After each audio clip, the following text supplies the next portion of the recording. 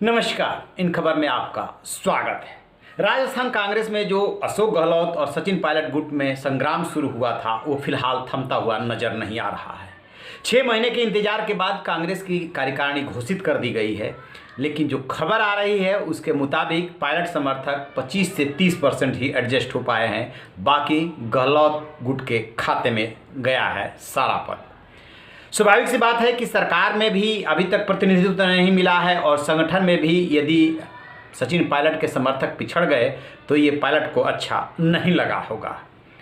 जहाँ तक सरकार की बात है वहाँ पे बात इसलिए अटकी हुई है क्योंकि पायलट इस बात को लेकर के अड़े हुए हैं कि जो उनके समर्थक उनके साथ गए थे उनको मंत्री पद से नवाजा जाए। उनमें से उन्होंने 6 नए नाम दिए हैं और जो पुराने 2 नाम हैं विश्वेंद्र सिंह और रमेश मीणा वो भी उनकी लिस्ट में शामिल हैं।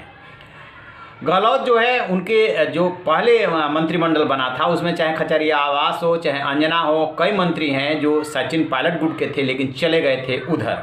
लिहाजा सचिन पायलट चाहते हैं कि आप उनको हमारे खाते से हमारे कोटे से हटाइए और अपने कोटे में रखना है तो रखिए, अदरवाइज उन्हें मंत्रिमंडल से बाहर कीजिए।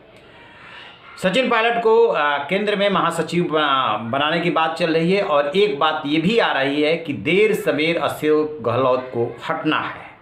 केरल का प्रभार देने की भी बात आ रही है। केरल का चुनाव जो है अशोक गहलोत ही लड़ाएंगे अगले साल, यानी कि इसी साल 5 राज्यों में विधानसभा का चुनाव है। तो देखते हैं कि कहाँ जाकर के और कैसे जाकर के संतुलन बनता है। फिलहाल जो कार्यकारिणी बनी है उसके बारे में सुनिए एक रिपोर्ट। नमस्कार, इन खबर में आपका स्वागत है। राजस्थान कांग्रेस संगठन की कार्यकारिणी घोषित हो गई। 6 महीने बाद गोविंद सिंह डोटासरा जो अध्यक्ष हैं उन्होंने 40 पदाधिकारियों का ऐलान किया है। इनमें 7 उपाध्यक्ष, 8 महासचिव, 24 सचिव हैं। कुछ समय बाद माना जा रहा है कार्यकारिणी का और विस्तार होगा क्योंकि अभी जो खबर आ रही है उसमें ज़्यादातर युवाओं को मौका दिया गया है, जबकि उपाध्यक्ष और महासचिव पद पे वरिष्ठों को मौका दिया गया है। लेकिन सचिन पायलट अभी भी नाराज़ हैं। उनकी नाराज़गी की वजह ये है कि ज़्यादातर यानी कि 75% के आसपास गहलोत समर्थकों को एडजस्ट किया गया है। 14 जुलाई को प्रदेश अध्यक्ष बनने के बाद उनकी डोटासरा की टीम की घोषणा हुई है। कार्यकारिणी में सीएम समर्थक ज़्यादा हैं, इसलिए पायलट के नाराज़ होने की खबर आ रही है। और आपको बता दें कि जातीय, क्षेत्रीय और दोनों गुटों को साधने की कोशिश की गई है। बेशक वो सध नहीं पाया है। 11 विधायकों को संगठन में जगह दी गई है, एक भी मंत्री को संगठन में नहीं लिया गया है। विधायक का चुनाव हार चुके 6 नेताओं और 5 पूर्व विधायकों को जगह दी गई है। सचिन पायलट के जो अच्छे समर्थक रहे हैं उनको जगह मिल गई है। पायलट समर्थक राजेंद्र चौधरी को उपाध्यक्ष बनाया गया है। महासचिवों में 3 और सचिवों में 5 नाम ऐसे हैं जो सचिन पायलट के कट्टर समर्थकों में गिने जाते हैं।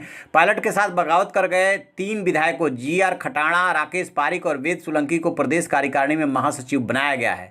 कार्यकारिणी में कांग्रेस की खेमेबंदी को साधने की पूरी कोशिश की गई है।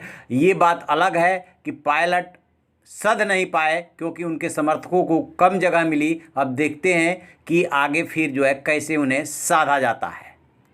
तो जैसा कि आपने रिपोर्ट में सुना कि पायलट समर्थक बहुत कम जो है पद पा पाए हैं और जो गहलोत समर्थक हैं उन्हें ज़्यादा तरजीह दी गई है।